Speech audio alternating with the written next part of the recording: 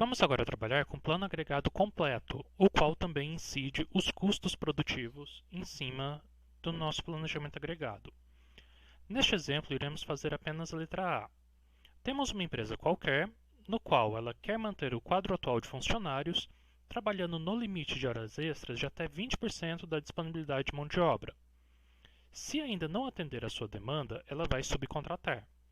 Existem alguns custos aqui que ela tem. Manutenção de estoque é 50 centavos por unidade por mês, subcontratação quando terceirizo R$ 18,00 a unidade, mão de obra R$ 5,00 por hora homem, hora extra R$ 6,50 por hora homem, tempo padrão eu preciso de 2 horas homem para fazer uma unidade, admissão e demissão a gente não vai trabalhar nesse exemplo, turno de 8 horas por dia, tenho 10 homens para trabalhar, estoque inicial de 200 unidades e eu desejo lá no final de junho ter 120 unidades. Começando então, nós vamos inserir a nossa jornada. Os meses que eu quero trabalhar, janeiro, fevereiro, março, abril, maio e junho. O primeiro item que eu preciso saber é qual que é a minha capacidade produtiva. Vou anotar aqui os dias úteis do mês, porque isso influencia. Quanto mais dias úteis, mais eu consigo produzir. Então, no exercício for nos dado esses dias úteis.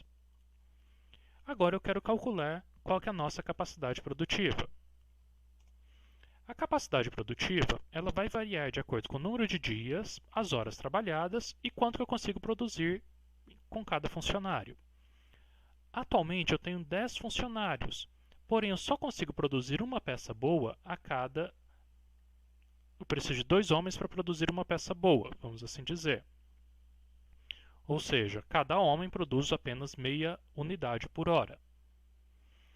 Então a minha capacidade produtiva de janeiro, só para a gente já ir calculando, vai ser igual aos 10 homens que eu tenho na empresa, vezes meia unidade por homem, já que 2 horas homem fazem uma unidade, em meia hora, meio homem em uma hora faz meia unidade.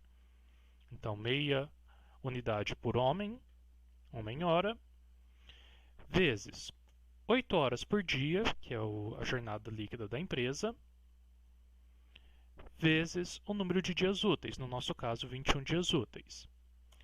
Com isso, então, eu sei que a capacidade de janeiro é de 840 unidades a serem produzidas. Novamente, 10 homens, meia unidade por hora homem, 8 horas dia, 21 dias úteis. Eu coloquei o 21 dias úteis em forma de fórmula porque agora é só o puxar. Então, sei que em fevereiro vou manter o mesmo número de funcionários e 680 de capacidade. Março e abril 800, maio 760.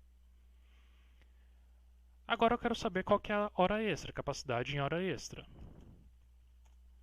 As horas extras ele me fala que é até 20% da disponibilidade da mão de obra. Eu não posso extrapolar 20%. Então é igual a 0,2 vezes a capacidade do mês.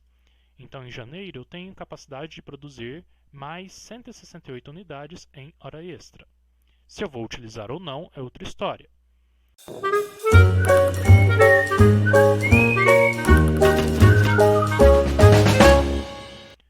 Isso que agora a gente vai ver se eu vou utilizar ou não. Começando então nossa programação, nosso planejamento agregado para esse formato de empresa, nós vamos ter qual que é o nosso estoque inicial, igual como se fosse planejamento agregado simples. Qual que é a produção em horas normais, vou pôr HN para horas normais. Qual que é a produção em hora extra. Se eu vou precisar de subcontratação ou terceirização. Qual que é a minha demanda, que tudo vai ser baseado nessa demanda.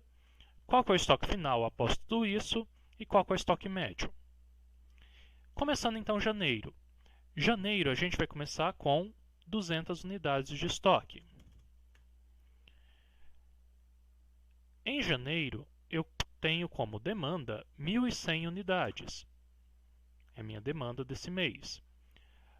Se eu calcular a produção em horas normais, eu consigo produzir 840 unidades. Só que ainda não dá. 200 mais 840 dá 1.040. Só que eu preciso de 1.100. Então, vou me utilizar de um pouquinho de hora extra. Ainda preciso de 60 unidades de hora extra. e não vou precisar subcontratar. O estoque final é igual ao estoque inicial, mais a produção em hora normal, mais a produção em hora extra, mais a subcontratação, menos o que eu vendi, a demanda. Ou seja, meu estoque final, 0. Se eu não produzisse em hora extra, faltariam 60 unidades, por isso que eu precisei dessas 60 em hora extra. Lembrando que meu limite em janeiro era de 168. Meu estoque médio nada mais é do que o estoque inicial mais o estoque final dividido por 2. Então, meu estoque médio, eu tive em média 100 unidades de estoque nesse mês.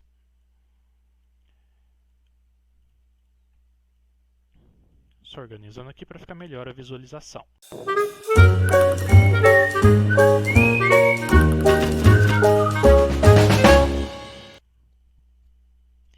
Continuando, fevereiro.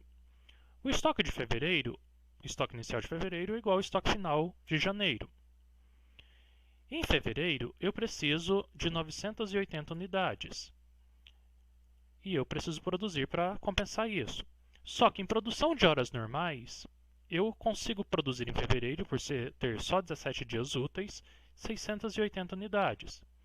Ou seja, me faltam 300 unidades no mês de fevereiro.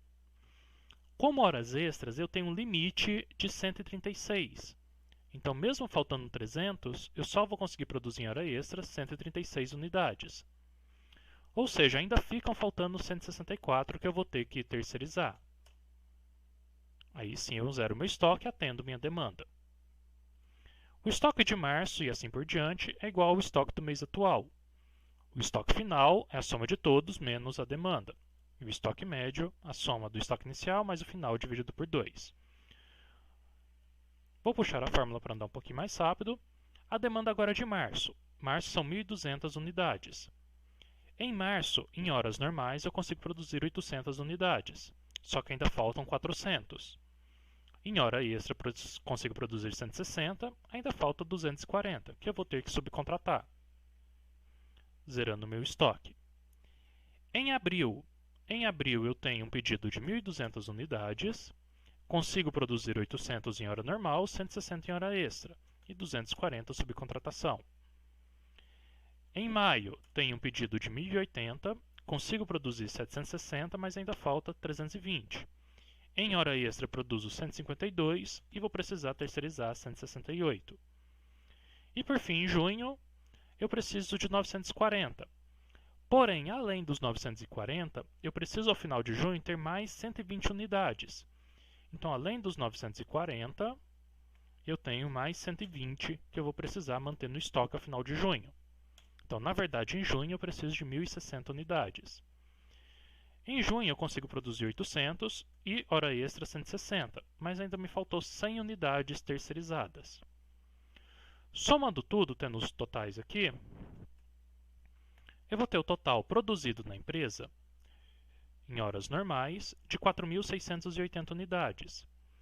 Em hora extra e em subcontratação, 828 e 912 respectivamente. E de estoque médio eu tive bem pouquinho, só 100 unidades de estoque médio. Agora eu vou embutir os custos, para a gente ver o quanto que isso vai ficar. A produção em hora normal me custa a mão de obra R$ 5,00.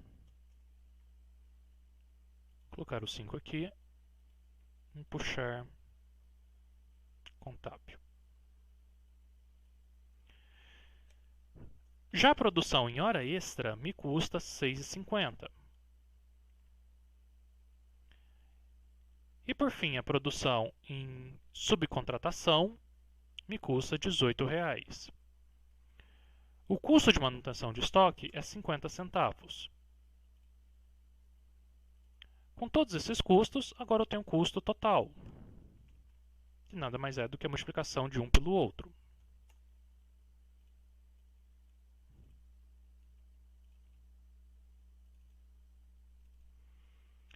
Somando tudo, eu obtenho que o custo total para essa cadência produtiva, nesse formato, ficou de R$ 45.248. A partir desse custo total, eu vou comparar com as outras opções que eu tenho. Aqui no caso a gente só fez a opção A. mas poderia ter outras opções, como contratar e demitir pessoal ao longo do tempo, para aumentar a capacidade, ou reduzir hora extra, ou só subcontratar, ou não subcontratar e ficar devendo no estoque. Então são várias opções que você tem dentro da empresa de cadências produtivas. Na cadência produtiva total, que é essa que a gente está vendo, o ciclo completo de plano agregado, a gente consegue trabalhar com custos. Comparar dinheiro é um pouco mais simples de lidar. Essa é a ideia geral do nosso planejamento agregado completo.